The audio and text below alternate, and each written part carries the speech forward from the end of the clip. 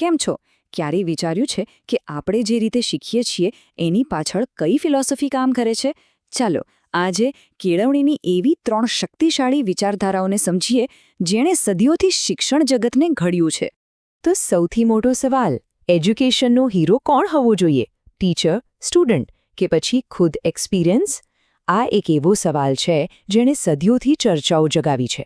ચાલો આના 3 મુખ્ય જવાબો જોઈએ.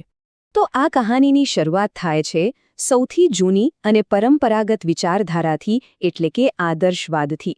આ એ પાયો છે જેના પર બાકીની બધી ચર્ચાઓ ઊભી થઈ. મહાન ફિલોસોફર પ્લેટોનું કહેવું એમ હતું કે આ જે દુનિયા આપણે જોઈએ છીએ એ તો માત્ર એક પડછાયો છે. અસલી દુનિયા તો આપણા વિચારો અને આઈડિયાઝમાં વસે છે. અને બસ આ જ આદર્શવાદનો મૂળ મંત્ર છે. હવે જુઓ, આદર્શવાદના બીજા ઘણા નામો છે, પણ એને યાદ રાખવાની એક મસ્ત ટ્રીક છે: વિયા બધાપા. આ એક નાનકડો શબ્દ આપણને એના વિચાર, આધ્યાત્મ અને ધર્મ સાથેના જોડાણને યાદ રાખવામાં મદદ કરે છે. તો પછી આદર્શવાદી ક્લાસરૂમ કેવો હોય? ત્યાં બધું જ શિક્ષકના હાથમાં. એ જ જ્ઞાનનો મુખ્ય સ્ત્રોત છે. અને એમની વાત એ જ કાયદો. અને ડિસિપ્લિન એકદમ કડક. અહીં શિક્ષકની ભૂમિકા સર્વોપરી છે. હવે જ્યારે આટલી બધી કડકાઈ હોય તો એની સામે કોઈક તો અવાજ ઉઠાવે ને. બસ એવું જ થયું. આદર્શવાદની પ્રતિક્રિયામાં જન્મ થયો એક નવી વિચારધારાનો, પ્રકૃતિવાદ. જેણે કહ્યું કેન્દ્રમાં શિક્ષક નહીં, બાળક હોવું જોઈએ. અહીંયા આ 2 વિચારધારાઓ વચ્ચેનો જમીન આસમાનનો ફરક સ્પષ્ટ દેખાય છે. એક તરફ છે દબાવવાવાળી શિસ્ત, તો બીજી તરફ છે સંપૂર્ણ આઝાદી. 2 અલગ જ દુનિયા. અને આ ક્રાંતિ લાવ્યા જીન જેક રૂસો. એમણે કહ્યું, બંધ કરો આ પુસ્તકો અને ક્લાસરૂમ. બાળકોને પ્રકૃતિના ખોળામાં રમવા દો, શીખવા દો. સાચું જ્ઞાન તો ત્યાં જ મળશે.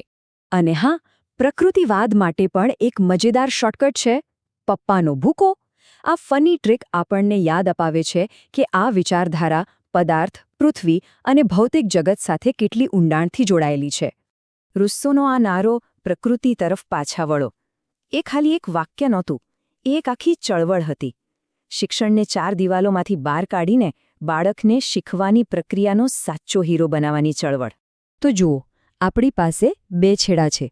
એક તરફ શિક્ષકનું રાજ અને બીજી તરફ બાળકની સંપૂર્ણ આઝાદી. શું આ બેની વચ્ચે કોઈ રસ્તો ન હોઈ શકે? કોઈક મધ્યમ માર્ગ?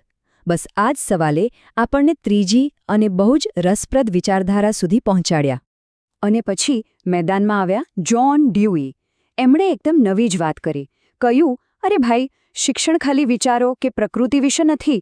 અસલી શિક્ષણ તો એ છે જે કામ કરવાથી મળે. લર્નિંગ બાય ડુઈંગ, એટલે કે કરીને શીખવું. અને આ ત્રીજા વાદ માટે આપણી ટ્રીક છે યુપી નવો. સાંભળવામાં થોડું અજીબ છે, પણ બહુ કામનું છે. આ આપણને યાદ દેવડાવે છે કે વ્યવહારવાદમાં દરેક વસ્તુ ઉપયોગિતા, પ્રયોજન અને પ્રયોગ પર આધાર રાખે છે. અને આ કહાનીનો અસલી હીરો કોણ છે ખબર છે? શિક્ષક પણ નહીં, બાળક પણ નહીં, પણ ખુદ પ્રવૃત્તિ પોતે. એટલે કે જે કામ થઈ રહ્યું છે, જે અનુભવ મળી રહ્યો છે, એ જ મુખ્ય છે.